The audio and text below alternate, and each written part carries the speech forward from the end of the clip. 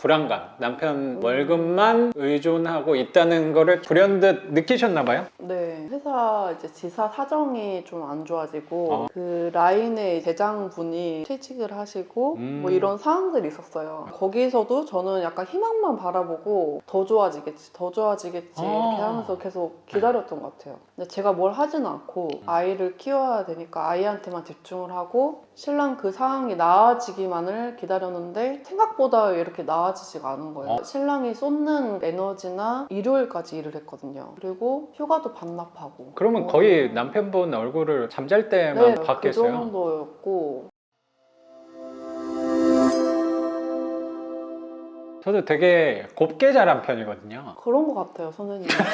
근데 경매하면서 이제 많이 맞아요, 바꾸신 맞아요. 것 같아요. 네. 풍파를 저도 많이 맞은 거죠. 거기서 살기 위해서. 그리고 어느 순간 나를 도와줄 수 있는 사람이 아무도 없다는 거를 느낀 순간부터는 주체적으로 살려고 노력할 수밖에 없던 그때 상황이었던 것 성장을 같아요. 많이 했던 것 맞아요, 같아요. 맞아요, 맞아요. 네. 네. 아까 100만 원 때문에 고민했을 그 일주일이 또 분명히 성장할 수 있는 시기였을 거라고 나는 생각해요. 2년 전쯤에 한 선진국이 아닌 국가에 살고 계시다가 어떻게 좀 투자를 해야겠다. 그 불안감을 좀 느끼셨나 봐요. 대부분 주부님들이 그렇듯이 신랑 월급만 믿고 있는 게 있잖아요. 그렇죠, 저 역시도 그렇죠. 그렇고. 그리고 선생님 남편분은 안정적인 일자리이고 능력이 어느 정도 성과가 좋으신 분이니까 자꾸 이렇게 옮겨 다니시는 건 아닌가라는 생각도 제가 조심스럽게 드네요. 그렇게 생각하면 그런 그렇죠. 것 능력이 같고. 있는 네, 편의 네. 남편분이라고 네. 싶어서 자꾸 투자금을 갖고 가려고 해가지고 속상하긴 한데. 근데 불안감, 남편 월급만 의존하고 있다는 거를 불현듯 느끼셨나 봐요? 네, 회사 이제 지사 사정이 좀 안 좋아지고 그 라인의 대장분이 퇴직을 하시고 뭐 이런 상황들이 있었어요. 거기서도 저는 약간 희망만 바라보고 더 좋아지겠지, 더 좋아지겠지 이렇게 하면서 계속 기다렸던 것 같아요. 근데 제가 뭘 하지는 않고 아이를 키워야 되니까 아이한테만 집중을 하고 신랑 그 상황이 나아지기만을 기다렸는데 생각보다 이렇게 나아지지가 않은 거예요. 신랑이 쏟는 에너지나 일요일까지 일을 했거든요. 그리고 휴가도 반납하고. 그러면 거의 남편분 얼굴을 잠잘 때만 네, 그 봤겠어요? 정도였고. 맨날 이렇게 고생하고 있는데 남편은 회사 상황은 그렇게 좋아지는 것 같지 않고 그러니까 회사 자체는 튼튼한데 그 월급에 대한 불안감도 있었는데 갑자기 막 깎이고 저희가 오기 전에는 가족 지원이 다 끊겨버렸어요. 그래서 비자, 월세 이런 거를 다 지원이 안 되고 그런 상황에서 신랑도 너무 힘들게 일을 하니까 이러다 쓰러지는 거 아니야? 그런 생각을 계속 많이 했었거든요. 쓰러지면 아이들은 둘이나 있고 아직 어리고 이제 내가 나서야 될 차례다. 그런 느낌이 확 드는 거예요. 이렇게 가만히 있으면 안 되겠구나. 원래는 이렇게 가만히 있는 게 제 꿈이었는데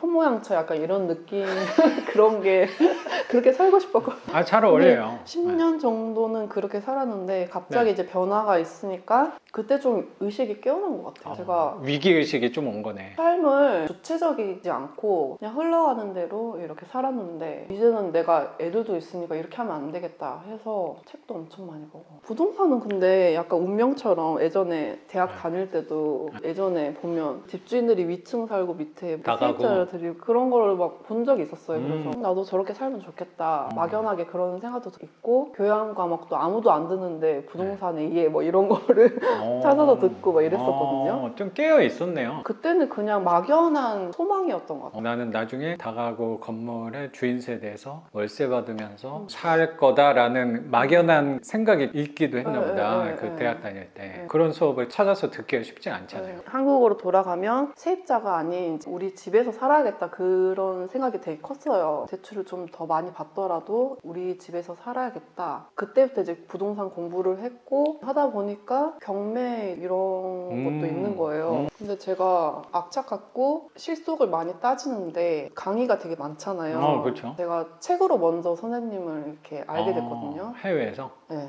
배로 책을 받아서 한두 달 뒤에 받아요. 그 기다려야 되거든요. 네. 이제 수업을 골라야 하잖아요. 제가 제대로 배우려면. 근데 선생님 수업에도 한번 선생님 그 페이지를 보여주셨는데 딱 거기에 꽂혀서 이분한테 들어야겠다. 비싸더라도. 근데 다른 온라인 온라인 강의는 몇십만 원이지만 네. 한번 배울 때 좀 제대로 배우고 싶다 약간 그런 생각이 들어서 어떤 부분에 좀 꽂혔던 거예요? 이자를 우리가 내지만 세입자가 갚는 거. 그러니까 어. 우리가 월세를 주면 우리 네. 돈만 나가는 게 아니라 세입자가 내는 돈으로 우리 이자가 되고 나머지 네네. 우리 수익이 되는 거잖아요. 근데 그거를 뭔가 다른 데서는 확실하게 제가 못 캐치하는 걸 수도 있는데 선생님은 그걸 딱 보기 쉽게 해주셔서 그게 제일 인상 깊어서 반으로 딱 접어놨거든요. 그 부분은. 그런 부분에 동의를 해서 희미했던 부분을 정확히 캐치를 해줬구나 라고 생각을 했나 봐요. 처음에는 강의가 어디 있는지도 잘 숨겨져 있는 것 같고 약간 그렇잖아요.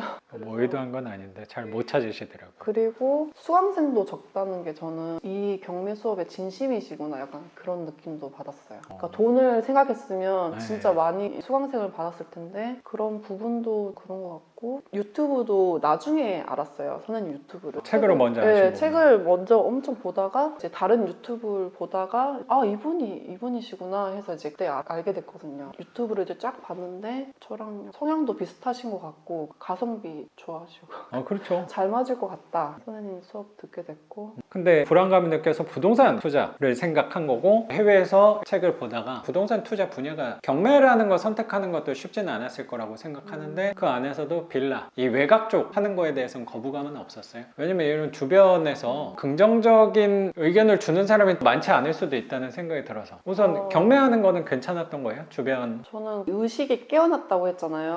그래서 더 이상 주변에 물어보지 않고 이런 게 처음이에요. 제 인생에서. 많이 공부를 했잖아요. 제 주위 사람들보다는 많이 안다고 생각을 하고 그러니까 제가 확신이 들었으니까 이쪽으로 가야겠다고 이렇게 생각이 들어서 주변에는 알리지 않았어요. 신랑이랑 아이들 제일 친한 친구 한 명 빼고는 다 몰라요. 내 마음이 이쪽으로 가니까 난 이걸 경매를 해야겠다 생각한 거고 그 안에서도 그럼 그것도 같은 맥락이라는 생각이 좀 드네요. 아 나는 시세차익 쪽 아파트 선생님 이미지랑은 그런 쪽이 조금 더 가까울 것 같은데 그 시세차익보다는 빌라 월세로 가야겠구나. 그거는 선생님 그 책 부분에서 그게 좀 컸기 때문에 그리고 전 좀 그런 게 있어요. 빨리 다가오는 행운은 이게 나중에 더 크게 나가는 것 같은